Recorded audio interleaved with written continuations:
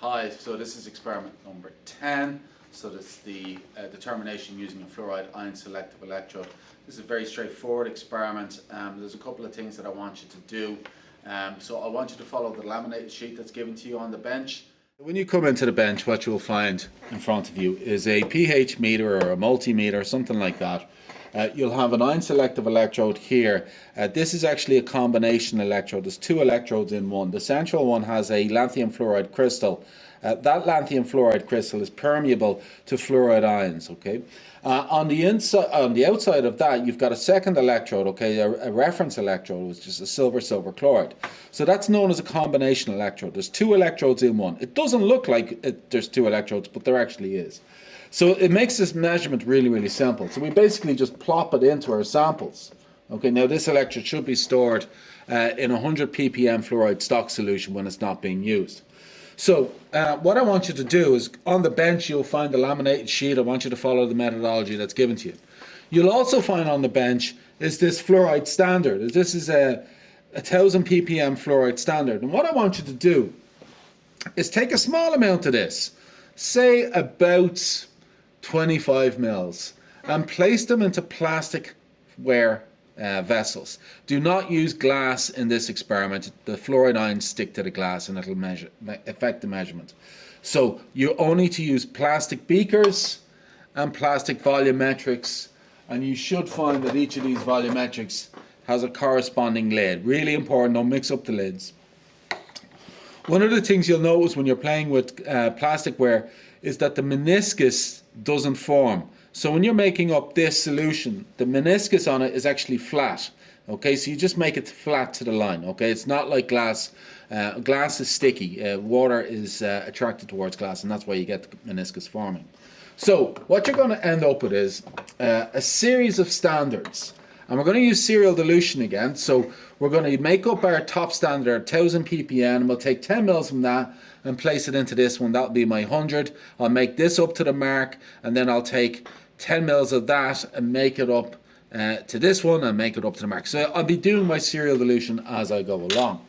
Okay, so what you'll end up with is a series of standards in the volumetric flasks, and in front of it a beaker containing 25 mils of that standard. Okay, so there's a reason why we're only taking 25 mils, is that we can, once we've made this up once, we can reuse this 3 times to give me my triplicate analysis. That's important.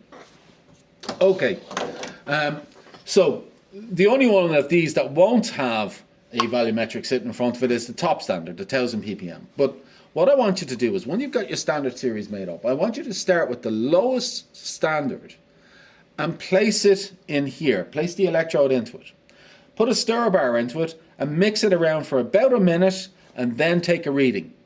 Remove that one, place it back to where you found it, and get the next lowest standard. So I want you to start at the 0.01 and then go to the 0.1 and then the 1 and then the next one, the 10, and then the 100 and then the 1000. So we're going to have a number of points on this calibration line.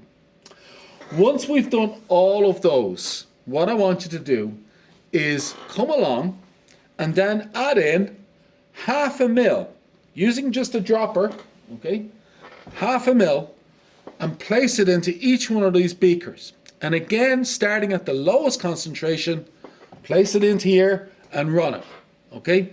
The whole purpose of this experiment is to show you the effect of the ionic strength adjustment buffer and its importance in getting a good, reliable, routine measurement. Okay, now at the higher concentrations it's really not that a problem, but at the lower ones you want it.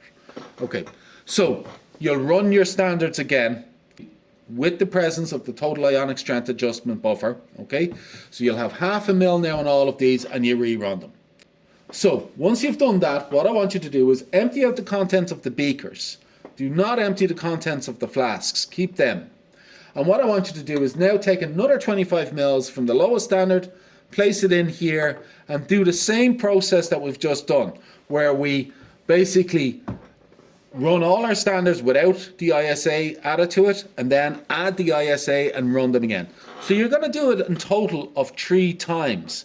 So 3 separate runs.